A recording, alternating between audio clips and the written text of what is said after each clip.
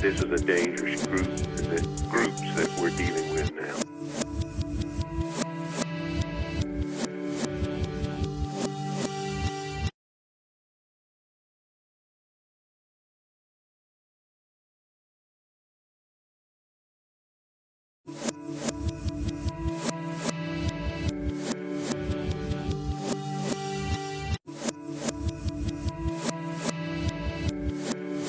This is a dangerous groups that we're dealing with now.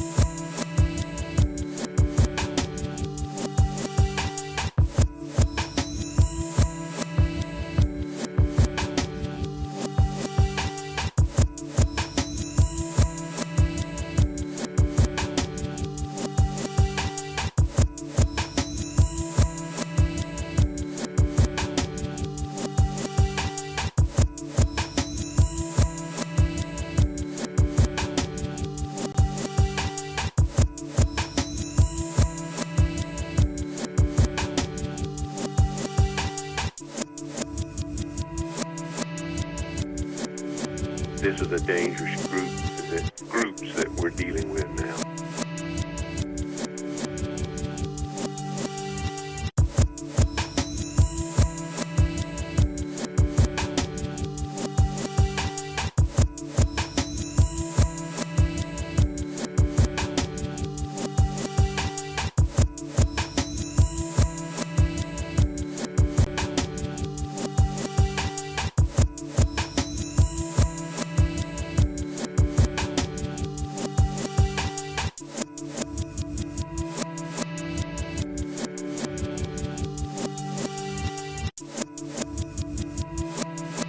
This is a dangerous groups that we're dealing with now.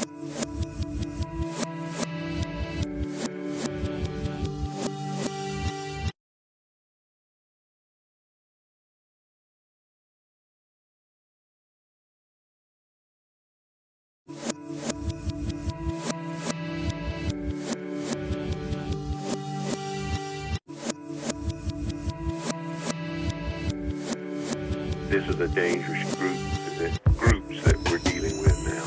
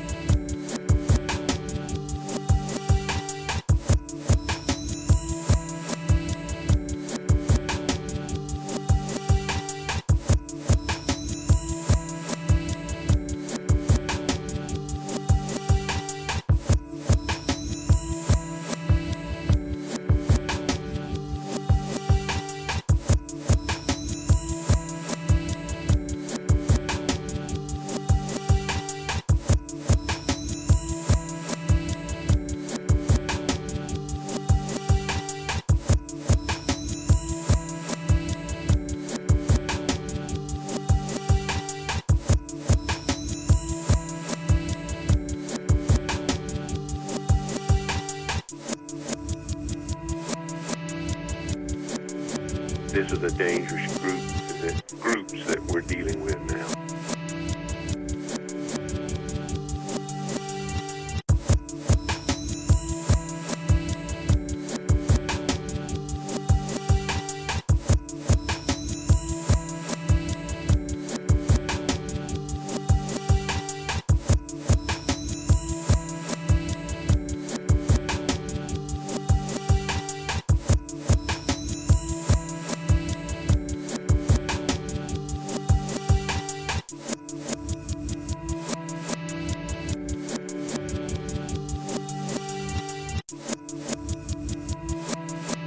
This is a dangerous groups that we're dealing with now.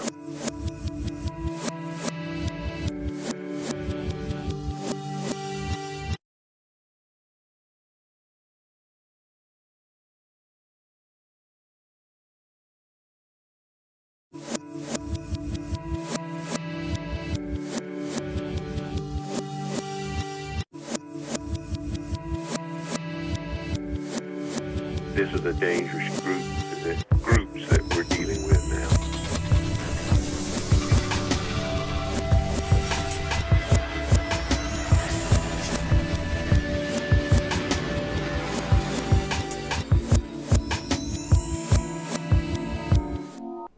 What is up, 24/7 Buff Fandemonium? You are here for Sunday Sessions, Pittsburgh vs. Buffalo pregame show. Thanks for hanging out with us at 11:30 on a Sunday, Eastern Standard Time, of course. Right over here, to my left, or your left, whatever. That's Scott Reed right there. What's up, Scott? Hey, what's up, Bills Mafia? What's up, 24/7 Buff Fandemonium and FLX Mafia? This is our Sunday Sessions, guys, our little pregame show. Can't wait to talk to you about final details about the Bills versus Pittsburgh Steelers game. And we got the active roster, inactive roster coming in. We'll talk about that, too. Also, guys, I just realized this is the first home 1 p.m. Sunday game that we played this year, and it's week 5. That's crazy. You got to do better than that, NFL. We love our 1 o'clock games. And, yeah, we have a special guest. Well, special guest. He's always a guest. Ryan Thomas. What's up, Ryan? What's going on, Scott and Swank? I'm happy to be here. It's good to be back in studio. A couple weeks back, I was in my Jeep. It's nice to have the headset on again and hear your lovely voices rather than through my speakers on my phone. I'll be here in studio with the backdrop. Added some new additions to the backdrop. You guys like that? Yeah, I like that Josh Allen poster. The Josh Allen pick. Nice. This is actually a canvas. Oh. Yeah. Well, pretty cool. Pretty cool. Fancy. Thanks, Dad. We're going to run over that inactive and active list as soon as it comes out. I'm scouring Twitter for it. Initial thoughts on this game. Let's go RT down there, buddy. What are you thinking Kenny Pickett's walking into right now? Well, this is very interesting. I believe it was Monday or Tuesday, Pittsburgh announced that they were going to switch over from Trubisky to Kenny Pickett. And back in April, when the Steelers were the only team to select a quarterback in the first round, I thought Mitch Trubisky was doomed from the start, due in large part to the obvious that Kenny Pickett is a former Pittsburgh Panther. And as soon as Mitch Trubisky showed Mitch Trubisky-esque like play that he showed in Chicago, he was going to get benched, and that's exactly what happened. I thought it was a lot sooner than what I expected, maybe a little bit too soon, and they're deciding to go with Kenny Pickett in this one, his first career start. It's as tough a matchup as it gets for him. His first start heading to Orchard Park to take on the big bad Buffalo Bills led by Von Miller and company. So I feel like this is going to be a tough test for him. He should be hit early and often in this one. And I feel like this is an opportunity, though, for Buffalo to really stake their claim defensively. I feel like they did last week. They started that against Baltimore, shutting them down in the second half. I believe the statistic, they've only allowed 7 points in 4 games in the second half, which is just it's just mind-blowing. But I really feel like this one, all 4 quarters, I expect the Bills defense to really shut it down and make things happen from the jump. It should be a stress-free game. Stress-free. That's what I'm looking for. Stress-free game. Scooter, you want to do some initial thoughts? We got the inactives that just came out, so go ahead, buddy. Yeah, Swank, I swear, we've been doing this for over 3 years now. You're right in my mind right now. You're in my head. Stress-free games, but I think I'm thinking opposite. For some reason, I have a gut feeling, and I hate to say this, Bills fans, I'm back to where I used to feel back when the Bills started getting good. I'm nervous about this. Back 3 years ago, we'd say a rookie quarterback coming in to the Mafia making all the noise, and it's going to be 20-mile-an-hour winds. It's a perfect day. Watch him have the fucking game. Pardon my language. The game of his life. Watch him have the game of his life with the inactives that we already know Poyer's not there. We already know defensive line is strung out a little bit. I just got that gut feeling. I hate feeling that way, but hopefully the inactive list will help me gather my thoughts a little bit and be a little more positive about it. Guys, I'm optimistic all the time. You know me, but it's just one of those games. perfect setup. We got a rookie quarterback coming in, having to listen to this Bills Mafia crowd loud in Buffalo. We haven't had a home game at 1 o'clock in forever. Watch him have a game of his life. That's just where I'm going right now. I have an hour and a half to get off that horse. Well, I'm gonna tell you right now, you can rest a little easy, because I will tell you, with the inactive list, Mr. Isaiah McKenzie is probably the biggest surprise to me on this list. So the face of the franchise is out today. Jake Kumro, we knew he's out. Jordan Poyer, we knew he's out. Benford is out. Tremaine Edmonds is also out, which, with a hammy, he hadn't practiced all week. It was to be expected. They did elevate, who was it? Giles Harris, man. That he had a hell of a preseason, big, heavy hitting guy. So that'll be fun. Justin Murray and Dawson Knox inactive, who we knew. On the roster breakdown that the Bills put out, defensive tackles, they have 4. Ed Oliver, Daquan Jones, Jordan Phillips, Tim Sellers. Yes. So you got your boys there. Najee's been lackluster as far as I'm concerned this season. And I think he's kind of showing like the NFL that he's not really that kind of explosive back. Like, if he's got a hole, he can hit it and get you some yards. But I really don't think that he's like this firecracker everybody thought he was going to be coming in the NFL. I mean, he's getting the carries. He has, as far as I knew, last year he had Ben, and Ben had some weapons. He couldn't use them because Ben's arm was a noodle last year. I agree with you. An Alabama running back coming in, we expect a lot out of it, and it's not happening. And yeah, I mean, last year he showed glimpses, but I mean, you keep giving this guy the ball 300 times a season, though, his career is not going to last long, anyways. Mm-hmm. Yeah, I think Najee Harris is really the main threat on their offense right now. And even saying that, to Swank's point, he hasn't really blown anybody away from a statistical standpoint, as much as what people thought he would, at the very least. And there's nothing that he really does great. I would say he's good at a lot of things, but there's not one thing. Like Derrick Henry will run you over. Christian McCaffrey has the elusiveness, Saquon Barkley as well. But Najee Harris doesn't really do any one thing great within his game. He's good, but not great. And I feel like we're starting to see that a little bit. Yeah, absolutely. I'd be interested to see. I mean, I have him on fantasy on my dynasty league, and he's putting up okay numbers. Like, it's not like, he's an average back in the NFL right now. Right. I don't know. I think the big surprise to me, and maybe with the quarterback carousel they got going on in Pittsburgh, Claypool, man. I mean, I love that guy, and he's just been a non-factor this year. Is there anything really else on that offense that concerns either one of you guys moving into today's game besides Harris? I think Claypool, I mean, he still has it. He's a big-bodied wide receiver. And I drafted him on a couple of my fantasy leagues because I thought it was a steal. He's going late rounds. I was like, okay, they got a rookie and George Pickens coming there, and they got Dropsy's Deontay Johnson on their offense. He's going to be utilized big time, and they're just not doing it. We may see some desperate balls, I believe, from Pickett. Throw it up, make sure, see if your wide receivers can't go get it, because George Pickens has that ability. We saw that crazy one-handed catch he had 2 weeks ago. So it's the size, I guess. If there's any concern I have, it's the size of the wide receivers, and Pickett having that nervous, I'm just going to throw it up there and see what these guys can do type of thing. Yeah, and talking about Chase Claypool, I can attest to that. I have him in a few fantasy leagues, and I think the most dangerous aspect of this offense, at least heading into today, is Kenny Pickett's ability to throw off his back foot when being rushed.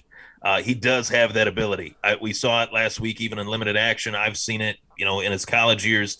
He can extend a play, and he can throw off his back foot really well. So that's something to keep our eyes out on. And Chase Claypool is somebody that I do think the switch from Trubisky to Claypool will benefit Claypool, because Kenny Pickett looks to throw it downfield. Yeah, Mitch Trubisky was not, and I think that's why Mitch Trubisky is sitting the bench today and Kenny Pickett starting, at least with Mike Tomlin. Mike Tomlin wants a guy that takes chances. He wants a guy that is willing to put it out there, put it on the line, much like Big Ben did for so long. And Kenny Pickett, completely different quarterback physically to Big Ben, And I think a lot of teams that'll play the Steelers against Kenny Pickett are going to realize that, at least in moments in today's game. We'll see the flashes of why Kenny Pickett was the only quarterback drafted in the first round of this past year's draft.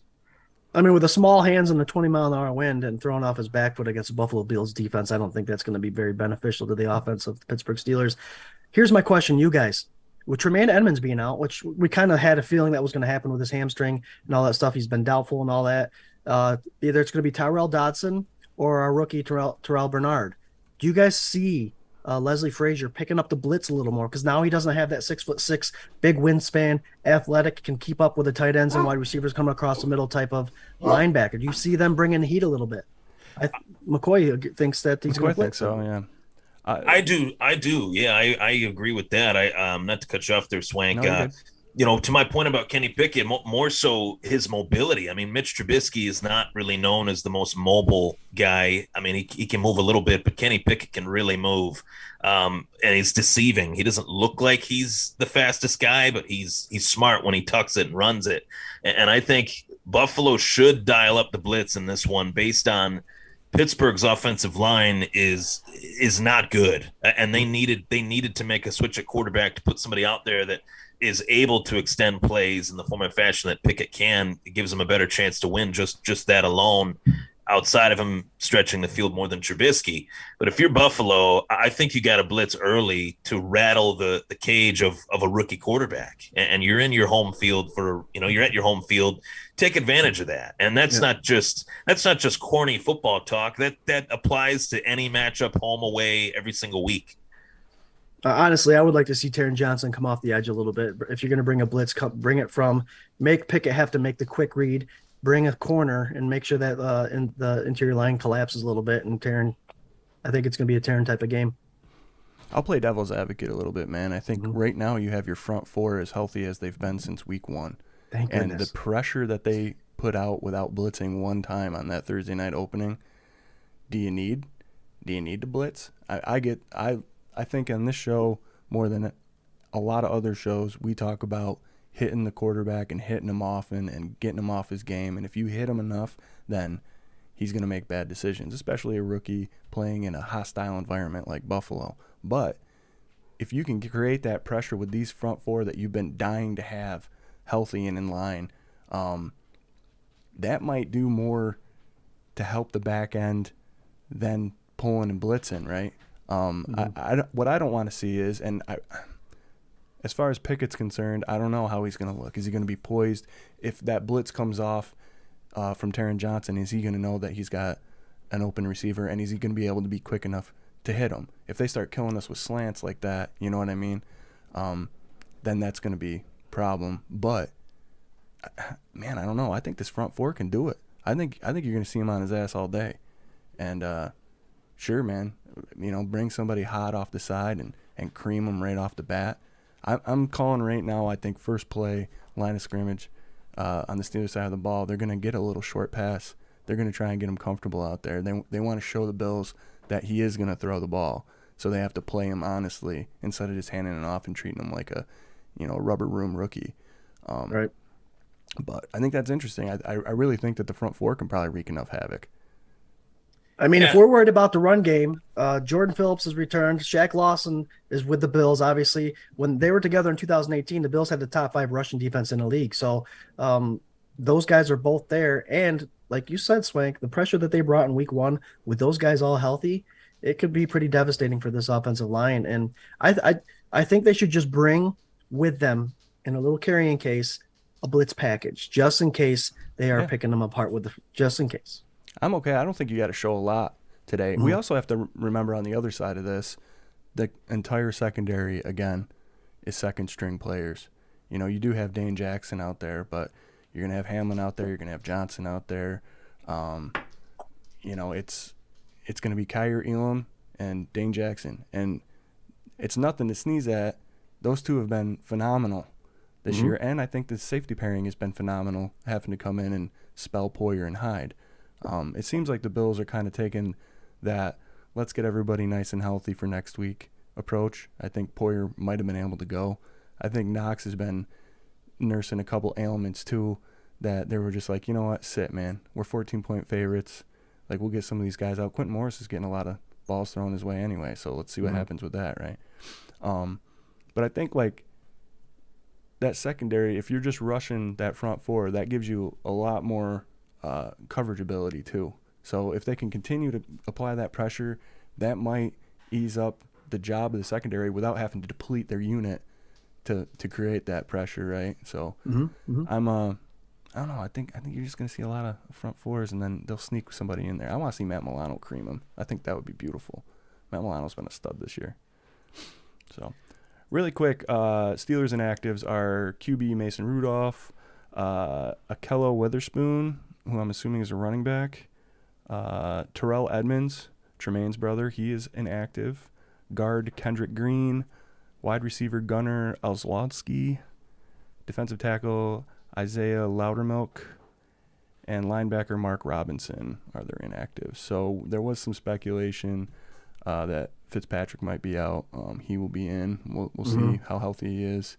They do have some other banged up folks, but it kind of doesn't look like.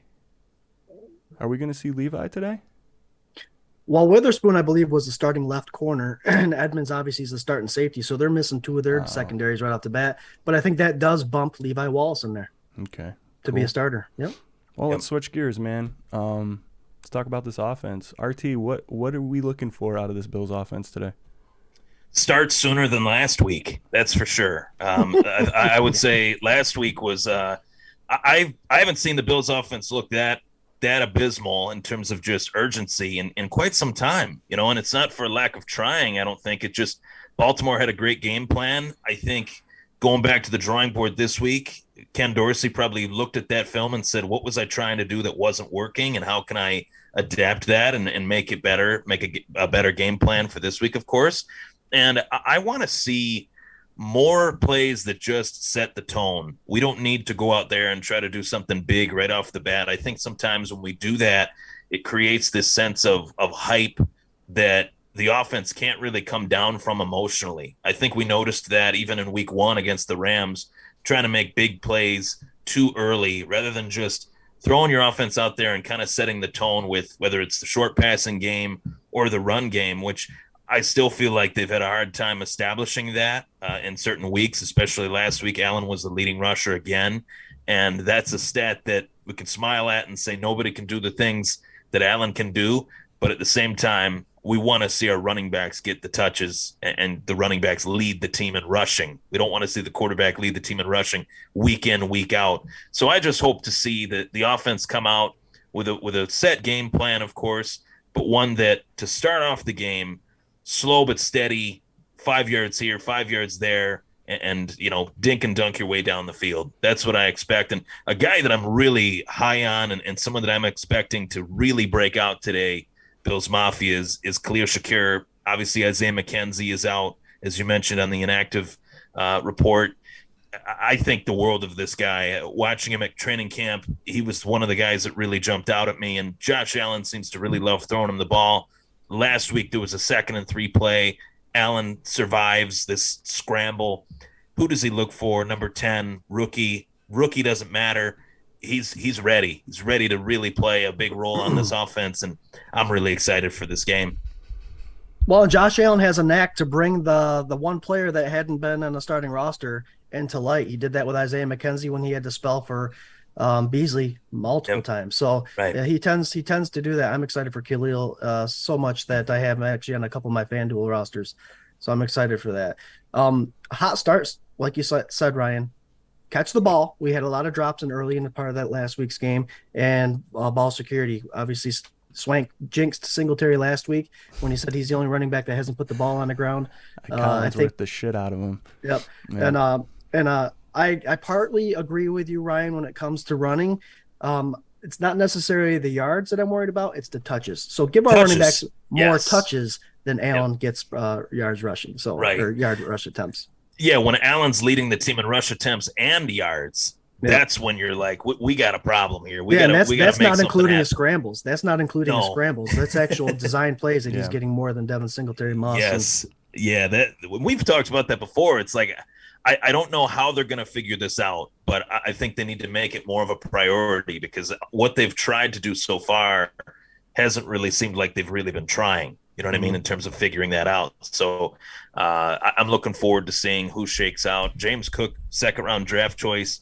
I think he needs to get a little bit bigger. I think we might have even talked about that on this show, if I'm not mistaken. Just putting on a little bit more weight for next year. Obviously not this year, but he's somebody that you can incorporate him in so many different ways, and he needs to be utilized. You know, they invested a high pick in him. So hope to see that. Well, it seems like, because this has been a hot topic for the last couple of weeks, right? There's a big faction of Bills Mafia that want to see James Cook get more touches. Half of them saying, like, how can he get more experience if he's benched because he put the ball on the turf or he didn't catch a ball or whatever. It's funny to me, like, armchair coaches and cute, like, GMs and all that stuff that are questioning the guy, you know, the front office and the coach that brought us out of the darkness. And now, like, there's one rookie player that through week 4 didn't get what you wanted him to get quite. So now you're sitting here being like, well, why don't you give him more? And it's like, dude, people have such short memories. Like, we're 3-1 after 4 weeks, beat some good teams. Like, we're going into week 5 now, and you're bitching because the second round running back, who's 3rd on the depth chart, isn't getting utilized quite the way you want. Like, you can't make this stuff up, man. No. Some are shocked that he's not even starting yet. I mean, I know. All you got to do is listen to 24/7 Buff Pandemonium's The K-Gun Report and Sunday Sessions, and you will understand that we explained it to you guys. He's not coming in to be a starter. He's coming in to be a change of pace kind of guy, and they're kind of leaking him into it. Singletary's your starting running back, regardless how you look at it. Well, yeah. Look at what Singletary's been doing. He's been catching balls out of the backfield like a maniac. This is a part of his game 16 targets in the last 2 weeks, 13 catches. That's a different kind of ball second game. in receptions on the team, I believe, right? Yep. Isn't it? Yep. Steph and then him. So you're still getting that, and he's being productive. And I don't know. Like, maybe those are designed originally to go to Cook, and Cook hasn't cut it yet, and he hasn't earned it. But Singletary's still bringing up that part of the game. So I don't know. Sorry, Ryan, I cut you off. What were you going to say, buddy? Oh, no, yeah. I agree that it's not even really it's like you said, it's not even really a point of, like, winning or losing, because they've proven that they can win without doing what I'm saying. I would just like to see it just for the fact that I like James Cook a lot. I feel like he brings a lot to the table, and I feel like this is actually the matchup to bring that sort of short passing game, because one of the names that we haven't mentioned yet that isn't out there for the Steelers is TJ Watt. And one of the best linebackers, best defensive players in the league, and he's a guy that can actually rush the passer and can cover pretty well as a linebacker. He's got sneaky coverage ability. So I'm happy that we have an opportunity in this one to kind of do the things that we haven't done yet, and I hope we see that. Absolutely. I think that this is a great opportunity. Like, first and foremost, get your game plan right, execute, get a couple scores. That's what I want. I want to see them just march down the field, do what they should be doing, what they were doing week 1 and week 2. You know what I mean? But I think this is a great opportunity for a James Cook. I think it's a great opportunity for Shakir. I think it's a great opportunity for a guy we haven't talked about, and unfortunately haven't talked about a lot this season, Gabe Davis, to get his feet under him, get himself back right. He's been nursing this injury. I'd love to see him get some confidence balls and score a TD and get right back on track to where we thought he would be by this time. I think that injury really set him back. Yep. And he is what he is. We know exactly what Gabe Davis is, and it's just frustrating to see the production he's putting out this year related to his injury. He's not falling off by any means. It's no sophomore, junior slump. He's just hurt. And when you're a wide receiver and your ankle's jacked up, there's a lot to do with it. It plays a big role in your production. Absolutely. Yeah, I would feel confident in putting him in your fantasy lineups this week. I would, just based on, Isaiah McKenzie being out, and I feel like coverage-wise, Steelers aren't as deep as they used to be in the secondary. Even with Fitzpatrick in, corner-wise, they're not quite as good as they were. So I think Josh is going to spread it around today, at least try to. Now, I can't remember if Minka is a groin injury or a hamstring injury, but that's going to be nagging him the whole game. So this should be interesting. I think it's a groin. Groin? I'm pretty sure. That's big. Casey Nicole says, any word when we're getting Trey back? Trey was eligible to start practicing this week. He did not. I think, was it you, Scott, that forecast after the bye, you and Jared? Yeah, he probably, at this point, they're just going to nurse him back. And, they take their time. They care about their players. They care about recovery. It's a long season, so he probably won't see the field, we're thinking, until after the bye week. Green Bay game. I was hoping this week, but whatever. So thanks for everybody that's been tuning in. We got the Johns. We got my boy Josiah, who's on his way over here, I think. We got Rob Mullen, Mike V, a bunch of people. We had Jay Spence the King. What's up? We had Robbie from 716 Sports. What's up, guys? You guys are awesome. We did find out over the course of doing Sunday sessions and getting back into it, since it was such a big, long spread, that actually we'd been dragging the show out way longer than we used to. So we're going to start cutting it back. So we're going to do a quick score prediction, bold prediction. I'm going to get in really quick that I'm playing Scott right now in the 24/7 football fantasy league. And I have a 1-point edge on him right now. I'm not feeling too good about it, to be honest, but we'll see what happens. His kicker put up 10, so I don't know. I gotta eat my humble pie because I lost to both of you guys already. That's where my one win came in. That's well, I'm 1-3. It's like, come on, man. Oh, DeAndre Swift needs to get healthy. Yeah. What the heck's going on with that? I don't know. But, all right, Scott, what do you got for a score prediction and a bold prediction for today's game? I don't see the offense skipping a beat and putting up 42 points for our offense. We are a little banged up defensively. I'd like our matchup against these big wide receivers. These guys held their own against the speedy, fast, quick guys. It's time to see how they can do against these bigger, stronger, can get up in the air and get the ball. I'm going to give them 10. I'm going to stick with it, even though we are banged up. They impressed me enough against Miami. I think they can still handle their own. So 42-10, I'll go. Nice. What about bold prediction? You want a bold prediction? Yeah, do it up. My bold prediction is rookie quarterback. I mentioned bringing a corner off the edge. Let's go. Kyer Elam gets a pick and a sack this game. Ooh, the old sack pick.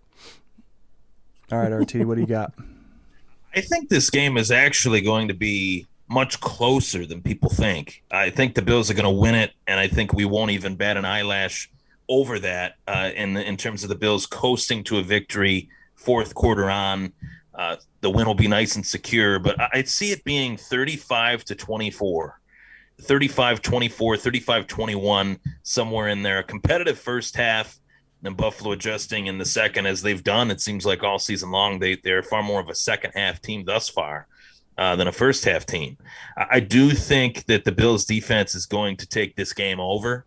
There'll be plenty of opportunities for them to do that in this one with Kenny Pickett. He does hold on to the ball to throw. He never throws the ball away. He didn't do it in college. He's not doing it now. So I think the Bills are going to have 5 or 6 sacks in this game. And I think, to Swank's point earlier, the defensive line, fully healthy, should be an impactful force in this one. And I think Gregory Rousseau is going to have a day today. I'm going 2 sacks and maybe even a forced fumble from this Bills defensive line this week. Oh, yeah. I love it. Oh, yeah. I'm sticking to my score prediction as well, which I think is exactly the same as Scott's. When I was listening back to the show, I didn't realize it was 42-10 for K-Gun Report. But yeah, I think you're going to see the Bills eat, and then I think there's going to be a garbage time TD by Pickett, just so that he can get his little confidence builder there at the end. Our friend Eric Gordner is at the game, and last year when the Steelers won that yawner, we didn't hear the end of it, so I hope he has a great time at the game, but I hope he's really sad on his way home. Hey, it's a bit of a revenge game here. My bold prediction is that you're going to see these guys that haven't been in or haven't produce, and I'm predicting that out of those 42 points, Gabe gets one of those TDs. I think you see Shakir get his first TD, and you know what? I think Singletary goes in for dose. And I think one's receiving and one's rushing. So we'll see what happens. That's bold. That's bold. That's some bold shit right there. Mm-hmm. I wouldn't mind any of these outcomes, by the way, as long as the Bills win. That's right. all. That's all I want. That's all. Bills win. Less of a heart attack than last week would be nice. Yes. But Bills win. Agree. So, all right, Fandemonium, here we are. It is noon on the button. Thank you guys so much for hanging out. Like I said, we're going to cut this down to a half-hour show from now on. So 1 o'clock games will be 11:30 to noon. Thanks for chilling out. What do you guys got for final thoughts? Ryan, what's your final thought, and where can they find you? Final thoughts. I think, as I said it from the top of the show, we talked all offseason about Von Miller and how his impact on the defense should be felt. But I think the impact is not even just Von Miller on the field and his performance, but how he's been able to spread his wisdom on guys like Rousseau.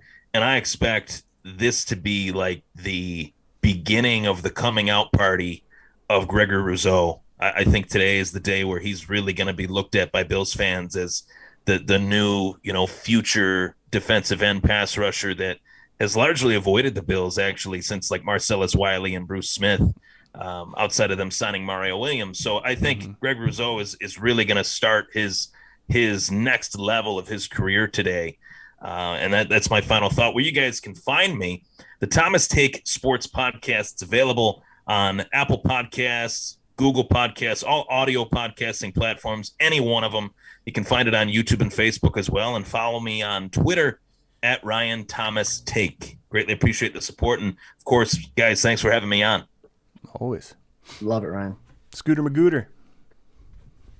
Final thought? Mm-hmm. Hey, like I mentioned before, it's our first 1 o'clock game at home at Highmark, and it's week 5. So my final thought is be loud for us that can't be there, Bills Mafia. We know you'll represent. Make this life miserable for Kenny Pickett, his rookie debut as a starting quarterback in the NFL.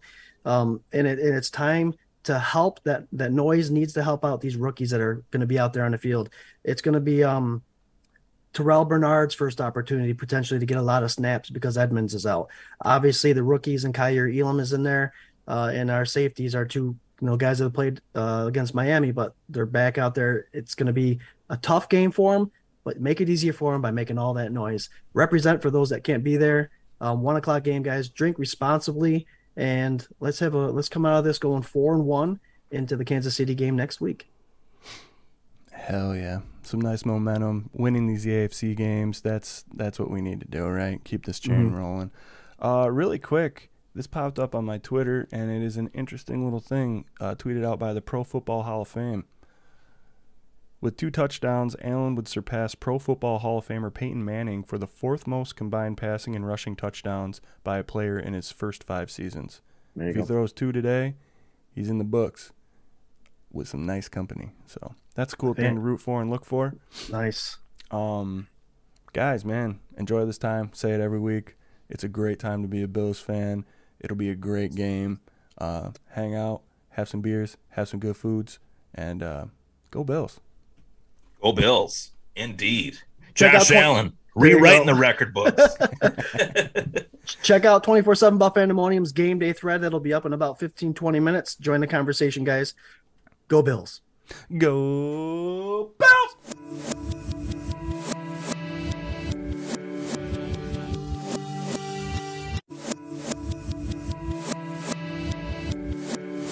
This is a dangerous groups that we're dealing with.